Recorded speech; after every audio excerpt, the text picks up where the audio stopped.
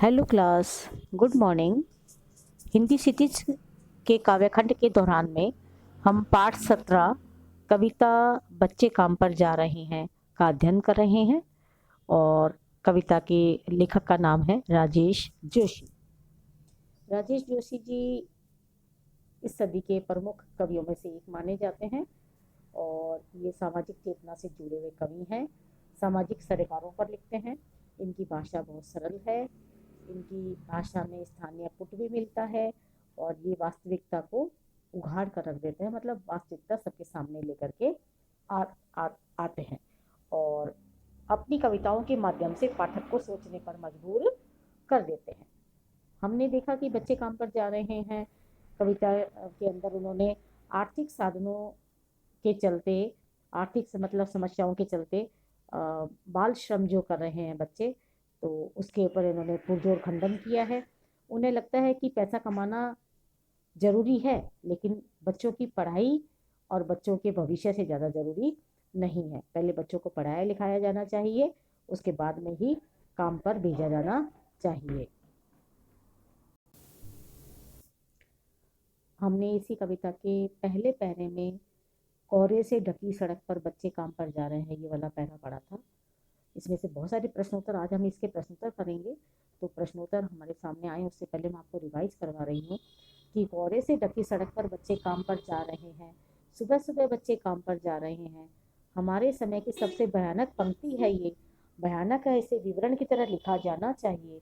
लिखा नहीं जाना चाहिए इसे सवाल की तरह, इसे लिखा जाना चाहिए बल्कि सवाल की तरह कि बच्चे काम पर क्यों जा रहे हैं, है ना। ये मैंने आपको करवा भी दिया था, एक बार दोबारा से दोहरान करवा देती हूँ। कवि लक्षित करते हैं, कहते हैं ये सुबह सुबह कोहरे से ढकी हुई सड़क है और उस पर बच्चे काम पर जा रहे हैं। वे स्कूल क्यों नहीं जा रहे? उन्हें तो इस समय स्कूल जाना चाहिए। अपने काम पर मजदूरी करने जा रहे हैं। ये बात उन्हें बहुत अखर रही है, बहुत चुभ रही है, उन्हें बड़े दुखी हो रहे हैं। वो कह रहे हैं कि बच्चे काम पर जा रहे हैं। हाँ, उसे हमारे युग की सबसे भयानक पंक्ति के रूप में लेना चाहिए। मुझे तो ये पंक्ति बिल्कुल भयानक कथन की तरह लग रही है कि बच्चे काम पर जा रहे हैं। इसे तो प्रश्न की भांति लिखा जाना चाहिए कि बच्चे काम पर क्यों जा रहे हैं। उन्हें तो स्कूल जाना चाहिए था, खेलने कूदने जाना चाहिए था। आखिर यह कैसा समाज है जो बच्चों को मजदूरी करनी पड़ रही है। इसमें से प्रश्न बन रहे थे कि बच्चों का काम पर जाना कवि को भयानक क्यों लगा। अच्छे भविष्य के निर्माण के लिए बच्चों का पढ़ना लिखना जरूरी है, पर यदि बच्चे इस उम्र में पढ़ने लिखने के स्थान पर काम पर जाने लग जाएंगे तो ये सूचित करता है कि उस समाज की और देश की वर्तमान दशा ठीक नहीं है, भविष्य भी ठीक नहीं होगा। यही बात कवि को बहुत भयानक लगती है। इसमें प्रश्न नंबर 2 है कि विवरण की तरह लिखा जाना चाहिए। सवाल की तरह क्यों लिखा गया है? अंतर है, विवरण और सवाल में अंतर है। तो विवरण तो सामान्य कथन होता है, वह केवल सूचना देता है, तथ्यों की जानकारी देता है। पर सवाल को तो उत्तर चाहिए। बच्चों का काम पर जाना सचमुच एक सवाल है और उसे उत्तर चाहिए, तो हमें उसको सवाल की तरह ही लिखना चाहिए। कवि यहाँ पर यही कहते हैं कि इस बात को तथ्यों के हिसाब से नहीं लिखना है, बल्कि हमें तो इस सवाल को उत्तर चाहिए कि बच्चों को काम पर जाना मात्र सूचना देना या जानकारी देना नहीं है, है ना। इसे तो प्रश्न की भांति समाज के जो साधन संपन्न व्यक्ति है उनसे पूछा जाना चाहिए। उनके सामने सवाल को रखना है कि बच्चे काम पर क्यों जा रहे हैं। उन्हें अपना और अपने समाज का भविष्य बनाने का अवसर नहीं दिया जा रहा है। बच्चे पढ़ेंगे तभी वो अपने लिए, अपने परिवार के लिए, समाज के लिए कुछ कर पाएंगे। हमारा सेकंड पैरा था कि क्या अंतरिक्ष में गिर गई सारी गेंदें, दीमकों ने खा लिया रंग बिरंगी किताबों को, क्या पहाड़ के नीचे दब गए सारे खिलौने, क्या भूकंप में रह गई सारी मदरसे की इमारतें, क्या मैदान बाग बगीचे सब एकाएक खत्म हो गए हैं। इसमें भी हमने जो प्रश्न थे और कि सुबह सुबह कोहरे से ढकी हुई सड़क पर बच्चे काम पर जा रहे हैं तो कवि के मन को चोट पहुंचती है। वो पूछता है कि आखिर बच्चे काम पर क्यों जा रहे हैं। वह आगे पूछता है कि क्या बच्चों के खेलने के लिए कुछ भी चीज नहीं बची, गेंदें नहीं रही, पढ़ने के लिए पुस्तकें नहीं बची, दीमके खा गई उनकी किताबों को, खिलौने पहाड़ के नीचे दब गए क्या, क्या सारी स्कूल की इमारतें भूकंप में रह गई क्या, उनके खेलने के लिए मैदान बाग बगीचे बचे हैं या अचानक समाप्त हो गए हैं। ऐसा क्या हो गया कि उन्हें खेलने कूदने पढ़ने लिखने के बजाय काम पर जाना पड़ रहा है। तो इस कविता में से ऐसा प्रश्न बन सकता है, कवि का नाम बताइए, कविता का नाम बताइए। कवि राजेश जोशी, कविता का नाम है बच्चे काम पर जा रहे हैं। काव्य पंक्तियों के पीछे कौन सी वेदना छिपी है? कवि ने देखा कि खेलने कूदने और पढ़ने लिखने की उम्र में बच्चे काम पर जा रहे हैं। यह देखकर उनका मन बहुत आहत हुआ है, बहुत उन्हें वेदना पहुंची, क्योंकि बच्चों का काम पर जाना समाज और देश के लिए ठीक नहीं है। ये एक बहुत भयानक पंक्ति है, बहुत भयानक कथन है। इस काव्यांश में श्रमिक बच्चों के लिए किन किन वस्तुओं के अभावों का संकेत है? खेलों के लिए गेंद, खेलने के लिए मतलब गेंद, पढ़ने के लिए रंगीन किताबें, खिलौने, है ना, मैदान, बाग बगीचे, घर के आंगन, इन सब का अभाव है उन बच्चों के लिए। थर्ड पैरा था हमारा। तो फिर बचा ही क्या है इस दुनिया में? कितना भयानक होगा अगर ऐसा होता, भयानक है। और इससे भी ज्यादा यह कि ये चीजें हस्ब मामूल हैं, मतलब जो चीज जैसी थी वैसी की वैसी है। या दुनिया की हजारों सड़कों से गुजरते हुए बच्चे, बहुत छोटे छोटे बच्चे काम पर जा रहे हैं।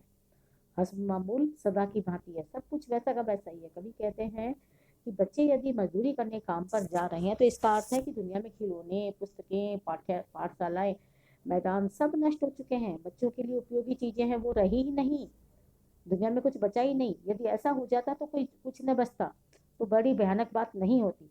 पर ये चीजें तो जो की त्यों है, लेकिन इन बच्चों के लिए क्यों नहीं है?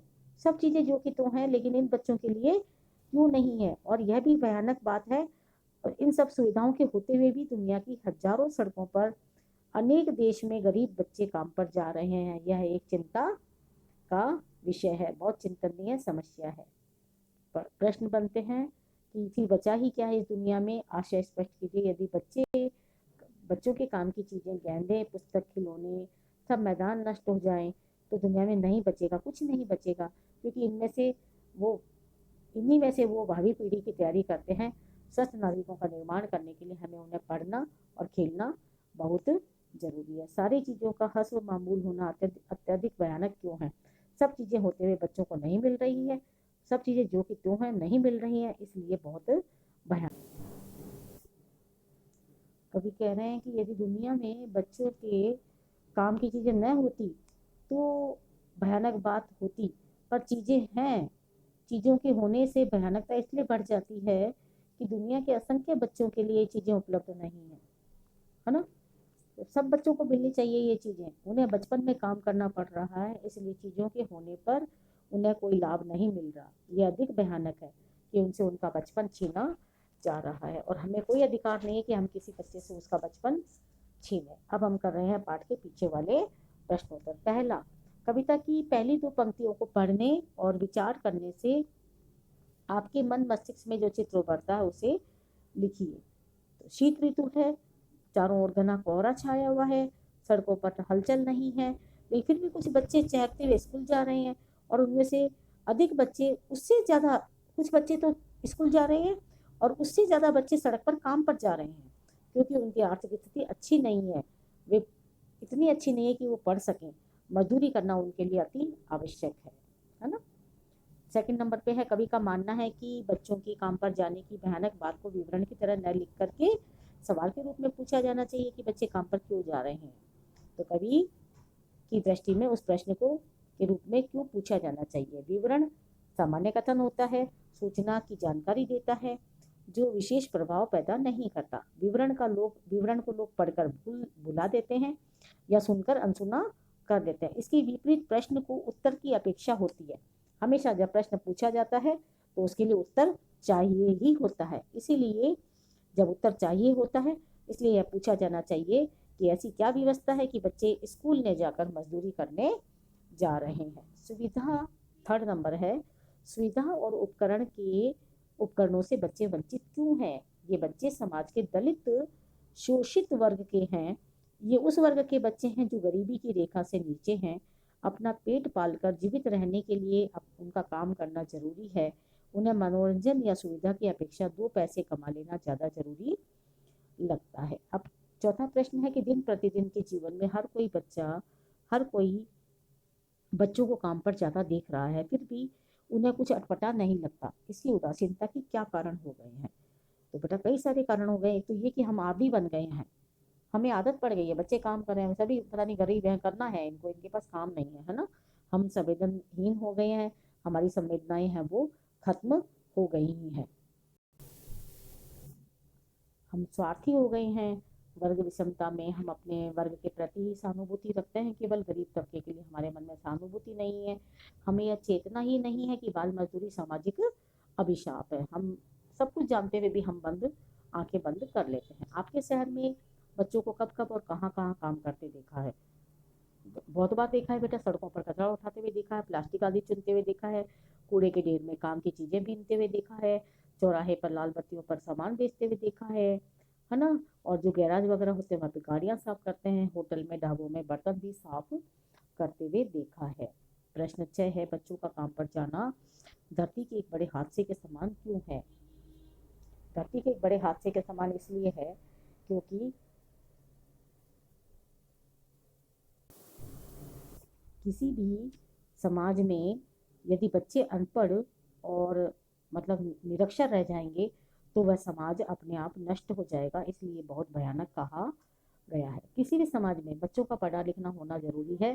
बच्चे साक्षर होंगे तो समाज तरक्की करेगा, बच्चे निरक्षर या अनपढ़ होंगे तो समाज नष्ट हो जाएगा। 7वां नंबर प्रश्न है, काम पर जाते हुए बच्चे के स्थान पर यदि आपको अपने आप को रखकर देखिए तो हमें कैसा महसूस होता है?